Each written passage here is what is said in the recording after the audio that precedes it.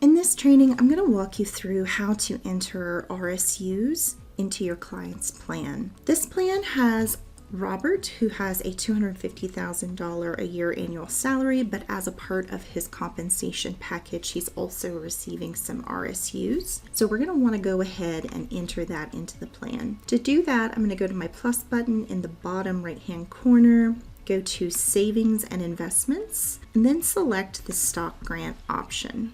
We're going to give this a name, and this is going to be what appears in the plan and on any reports. Then under grant type, you're going to select the type of grant this is, and then you're going to want to enter in the date in which this grant share block was granted.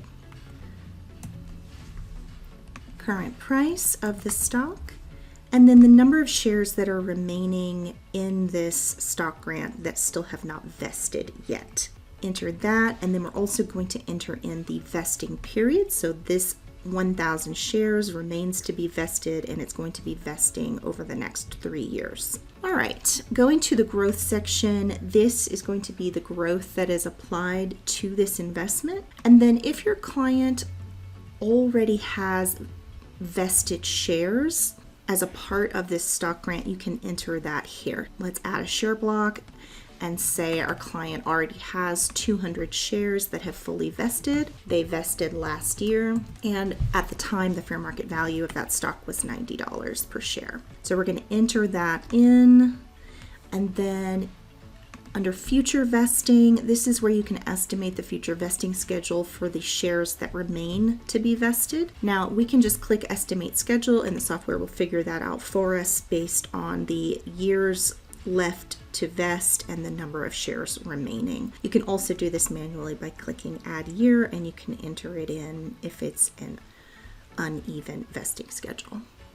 Going to future grant, this is where you would enter in any future stock grants that your client is expecting to receive, so that they have not received yet, but they do expect to receive. So let's say we turn this on, and we can either use an event that already exists on our timeline, or we can double click here in the gray to create a new one. So I'm going to use one that already exists, and let's say at age 62, they're expecting to receive another number of shares, and I'm going to say it's just a one-time event, so we can make the start and end events the same year, and in that year he's going to receive an additional 200 shares. For now, I'm going to click done to save this and show you what we have so far. If we go to our year view, we can see in more detail exactly what's occurring in this plan. We can go over here to investments, and you can click on this to open it up and get more information about the number of shares that are already vested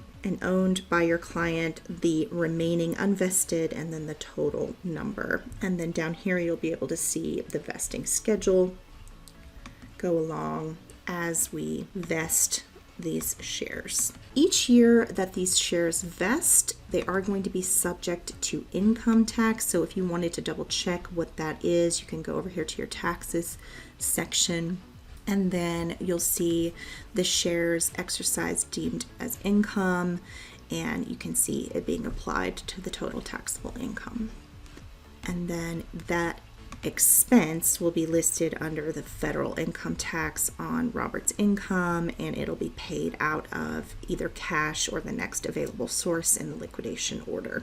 We can also go over here to the assets chart and see that as these shares slowly vest, they'll be added to your client's assets.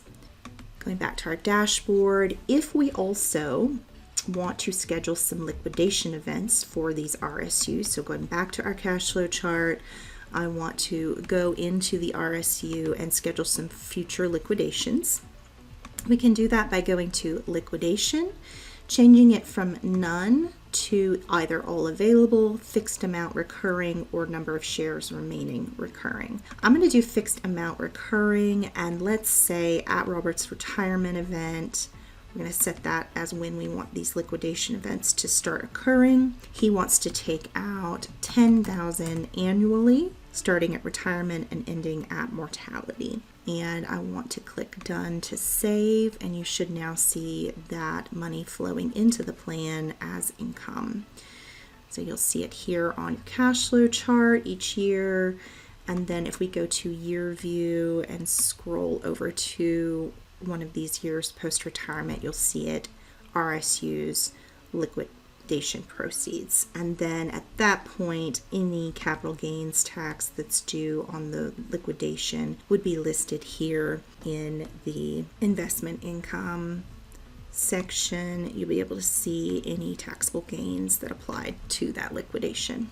All right, I hope that that was helpful. If you have any questions or you would like to walk through one of these examples for a client you're working on, you can always reach out to us at support@planwithvoyant.com, or you can go to the name of your client in the top right corner and hit request support, enter your question into the text box, and share the plan you're working on. Thank you.